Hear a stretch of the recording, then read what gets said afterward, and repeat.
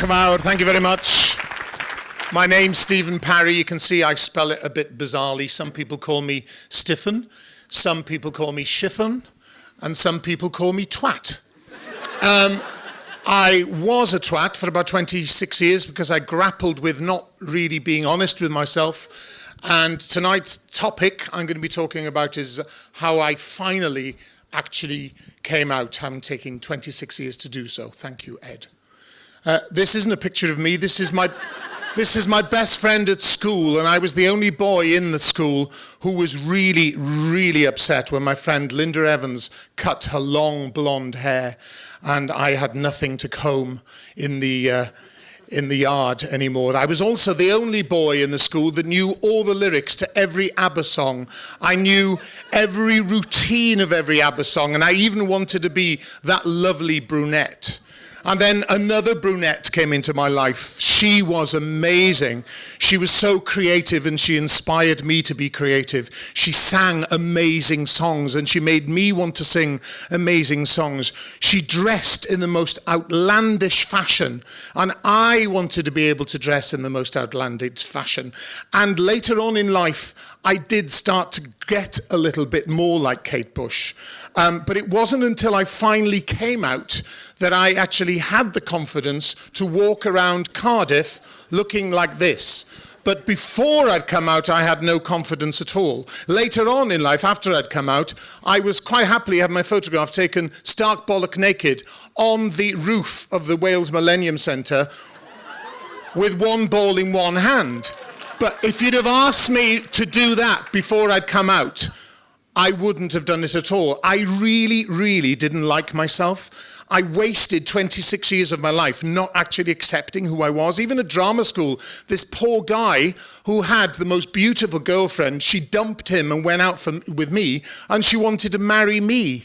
And Stifyn Parri couldn't really rise to the occasion, so therefore I skipped off to the West End and married the lady sitting on the floor next to me 8 times a week for cash in Les Miserables.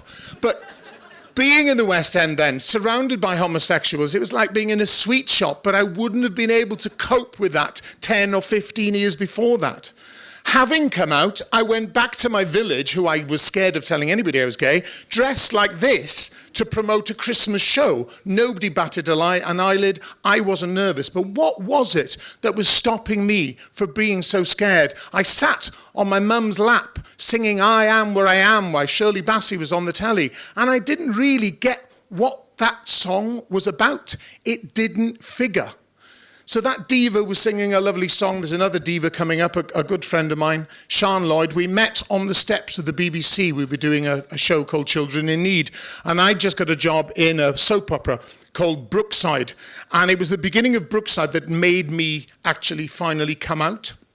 Brookside was a soap opera. It was pushing all boundaries, and I played a gay character, and I hid behind this gay character, and we did the first gay kiss on British telly that went all over the 9 o'clock news. It was the "and finally." I was outed by Hugh Edwards.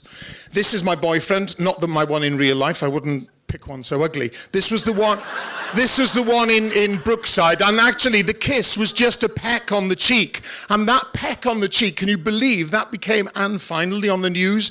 I became a political speaker for the Lesbian and Gay Rights Clause 28 March. I spoke as a closet gay to 25,000 people, telling them to be confident about their sexuality.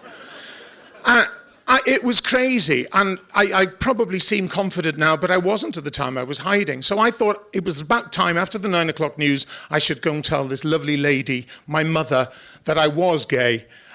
She just looked at me, and she wasn't at all surprised. Of course, she'd brought me up. Then she went into a handbag and brought a picture out and reminded me of the competition I'd had in the theatre in Aberystwyth when Michael Ball and I had a competition about who could wear the most makeup. I think that was a bit of a clue. There was and you can see I won. And also, my mother had only just got over that George Michael was gay, so the fact that she'd got over that, she didn't care a flying fuck about whether I was gay or not. So, I mean, I'm not here to talk about coming out today, because coming out, people don't do it generally anymore. You don't have to. Everybody's accepted. But one thing we must all do is embrace what we are, embrace differences in each other. Life is difficult enough. And don't wait till this bastard here outs you on the 9 o'clock news and comes and bites you on the bum. And I'd like to leave any mother here who's going to dress their son anything like this neck shot that comes up. There's no wonder my mother wasn't surprised. My first photo shoot, she put me in silk slippers and hot pants to match. Thank you, Stifyn Parri. Thank you very much. Diolch yn fawr iawn.